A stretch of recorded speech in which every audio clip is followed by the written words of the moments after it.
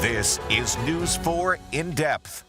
And welcome to News 4 San Antonio In Depth. Today we focus on the changing face of downtown San Antonio. Through the years, it's gone through an enormous transformation, and now that's one that continues. Our area will see more than 1 million more people calling San Antonio home in the next 20 years. And much of that growth is expected to be in downtown. And that's what local leaders and community partners have been preparing for. But the question tonight, has it been enough? City leaders and local partnerships created an SA Tomorrow plan. It was years in the works and incorporates former visionary plans and research. Part of that plan is creating downtown San Antonio and turning it into a central business district. The goal is to increase per capita income, housing and transportation, job diversity, and even the mix of employment and residents. And that's where Centro San Antonio comes in, a public-private nonprofit tasked with keeping San Antonio vibrant for all the locals and everyone else. And the person in charge, Trish DeBerry. The soul of downtown San Antonio is palpable. I mean, you can feel it when you're here. So it's my job and the job of many others to revive the heartbeat in downtown because we have such an incredible soul. And she talked about the challenges that the city is working to resolve to get that heartbeat back. Some of those issues include homelessness and lack of housing. I would tell you that we need, from a housing standpoint, more workforce housing because we have all these hotels and new hotels that are cropping up in downtown. Folks want to live close to where they work, but it's also got to be affordable for them to be able to live here. Downtown San Antonio is one of the city's leading economic engines, only second to the San Antonio International Airport. Tourists flock to the Alamo City during Christmas, spring break, and the summer. DeBerry says because of its location, the city is a big driver's market. Many visitors come from other parts of the state, which increases the need to see more transportation around downtown. That said, the need to maintain the roads also important for San Antonio's continued growth. In fact, we talked with District 1 Councilwoman Sue Kaur, who tells us in District 1 alone, there's about $362 million unfunded drainage projects and over $1 billion citywide. She says the council needs to do two things. One is to continue the infrastructure management plan, which lays out all of the streets that need to be repaved over the next 5 years. And that's crucial because the maintenance will not be as costly as reconstruction. The second is getting the money to pay for those reconstruction projects. Constantly getting funding to do complete reconstruction on some of our failing streets, which some of have been in District 1. And those projects are generally bigger projects that take a long time, but we have to get better at execution on that. And still, the councilwoman says she's trying to figure out a long-term solution. So what I've requested is a city-county partnership to do a strategy around how do we create a 20-year plan to really execute on all of these drainage projects that we have. Leaders are also pushing for public transportation. That's where a partnership with VIA comes in. The Smart Transit has been running for the last 12 days. VIA partnered with Centro San Antonio and UTSA to create its fifth link zone. It's part of a bigger effort to connect people who live, work, and visit the downtown and UTSA's campus, which is also downtown. Rides can be booked through the VIA Link app. Now, another endeavor, VIA is working to expand a rapid transit system. The Silver Line proposed by VIA would take residents from areas like Our Lady of the Lake University on the west side to the Frostbank Center on the east side. A Green Line rapid transit also in the works. It's expected to run along San Pedro from the San Antonio International Airport all the way down to the south side, and both lines would intersect downtown. It was all part of the Keep SA Moving plan that voters approved back in November of 2020. In the overall effort to make downtown San Antonio the place to work and live, making space to bring in business is equally as important as transportation. And Centro San Antonio says over 160,000 square feet of office space is either under construction or proposed for our downtown district. Now, to give you an idea of just how big that is 2 football fields or the size of a Costco. We are seeing more looks. Our office market is predicted to be doing better than most other markets in the country. The Chief Economic Development Officer with Greater SATX says traffic is a big reason why companies are making San Antonio home. So far this year, Greater SATX secured 18 deals, many in key sectors like cybersecurity, information technology, and more. A majority of the companies will take up office space throughout the Alamo City and beyond.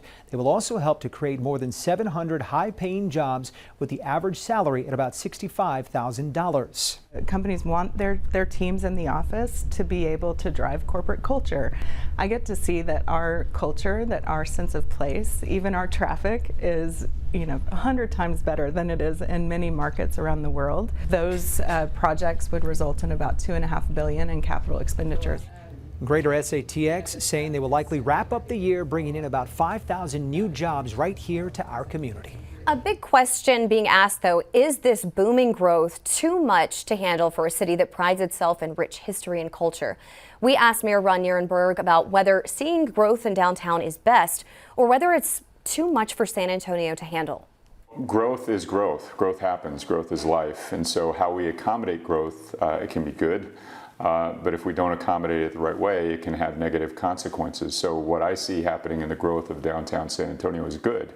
We have to be careful and intentional about the way we do it so that it is beneficial to our community and that local residents feel like this is still their downtown.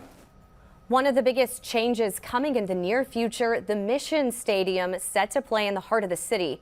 The move to get the San Antonio Missions to play downtown was a controversial one. Yeah, it was. It was a collaborative effort, though, between the city and the county. The plan is that the minor league baseball stadium would be built in the San Pedro Creek Culture Park area. The estimated cost of that stadium, $160 million. And according to the ownership group, the stadium will pay for itself through increased tax revenue generated by the facility and its surrounding development. However, in order to make that a reality, several residents from the soap factory would have to be displaced, which has them upset, and they're being directly impacted. We felt very rushed as it gave us less than a day to speak it over with our neighbors and practically no time to process it. Most notably, the residents of Soap Factory had no say in the creation of this plan. I would also like to highlight the fact that we as residents have not been in a formal meeting with Weston Urban or the City Council when decisions like this are being made. We understand that every household will receive $2,500, a number that we as tenants had no say in. I also want to highlight that if you have lived at the Soap Factory for less than a year, you do not qualify for the federal ARPA funds being offered. In light of this, a displacement relief plan was created, spearheaded by Councilwoman Melissa Cabello-Haverda and Councilwoman Suk Kerr. The complex, she says, is one of the last affordable housing options downtown. The key components, $500,000 in total funding to help those people, the residents, each household receiving a $2,500 stipend to relocate or general expenses. However, the councilwoman had said those living at the soap factory for less than a year won't be able to get those funds. The plan also includes housing navigation support to help those people find new housing. A partnership with Opportunity Home, which has vacancies in other downtown units with a free month's rent for eligible residents. As for the $500,000, half is coming from Weston Urban, the developer, the other half from the city. And we wanted to know what you think about it all. Just last month before the council voted, we asked you, do you think the city council should approve the plan for a new Missions Stadium? More than 60% saying no. Although voting has already closed, you can still scan that QR code that you see on your screen to read the full story. Now, the stadium is expected to bring in a lot of revenue for our city. The plan is to accommodate up to 4,500 fans, but we're also told it could hold as many as 7,000. The stadium would be used for 70 San Antonio Missions games per year, college and high school tournaments, along with non-professional sporting events, festivals, and a whole lot more. Many consider the move as a positive step forward for the city with the hopes of bringing in more business and tourism. Still, it's something the mayor says it needs to be carefully planned out. There's a lot of developments that are happening in the downtown area that I'm excited about. We have to be careful and intentional about the way we do it so that it is beneficial to our community and that local residents feel like this is still their downtown. All right, and safety in downtown, also another top concern this year. Comes after 2 visitors died by stray bullets. One, a 28-year-old high school coach, Aiden Rosebert, who was in town for a coach convention over the summer. The other, 80-year-old Heidi Silkworth. She was leaving a graduation ceremony in May. In light of these tragedies, some city leaders talked about a proposed curfew for Hemisphere Park, but the police chief suggested that the curfew may not be necessary. You've got the statistical part of this that says curfew is not necessary. You've got the other side of this where it's perception that's driving this right now. San Antonio's mayor, meantime, says most city council members feel they don't have enough information on the proposition to vote. Back to our in-depth coverage. In a mission to make downtown San Antonio the place to work and have fun, there are several events, including the International Latin Jazz Festival.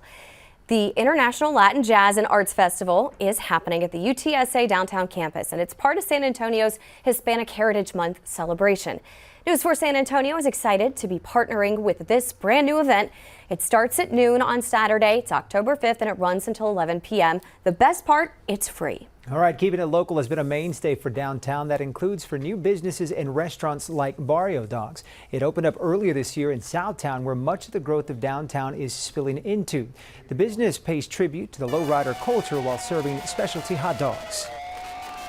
So the story of Barrio Dog comes from wanting to share the story of our life. It first started as a hot dog cart in San Diego, but then branched out to include San Antonio. San Antonio for us was a natural choice because the people understood what we were doing. So for us coming in, we felt like we were amongst family.